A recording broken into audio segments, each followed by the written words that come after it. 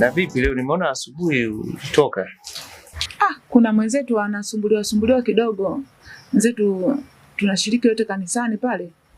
Kwa hiyo tulikuwa tunaenda kumsaidia kazi. Kwa nikaona nisikusumbue sana. Samahani kwa sababu nilitoka bila hata kuaga. Okay, usijali.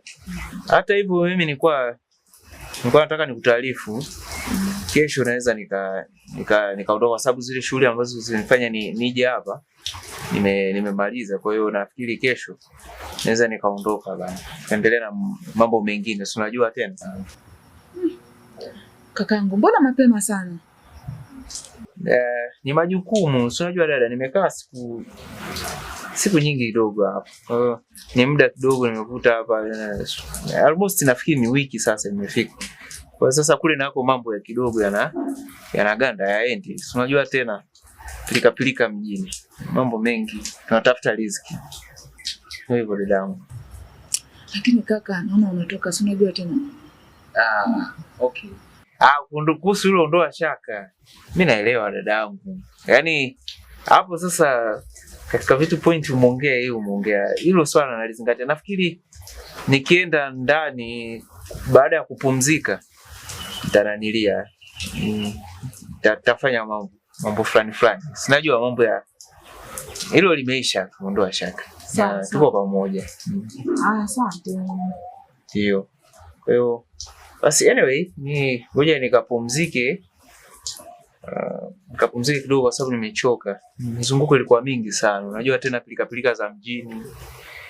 Kitu kama hivyo. Sawa, mimi nipo hapa. Sawa, lakini anyway, nitaka nisahau. Kuna dada mmoja hivi. Usikati kwa tumemzungumzia nani huyu? Anyway, Lina alikuja hapa kama amekuja kuulizia. Kwa maelezo yake alikuwa amesema ameagizwa na mama yake. Sasa sijajua ni nini alikuwa anataka azungumze na wewe. Samahani kakangu.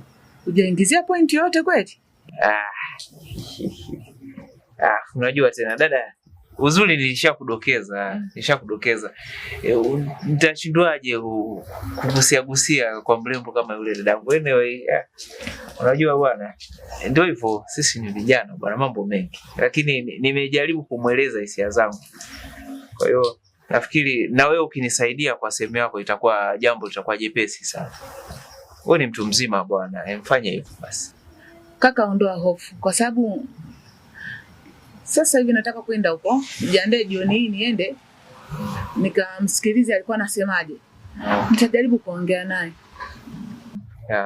Basi anyway, nimekuachia na huo ujumbe, utanisaidia kuniwekea sawa.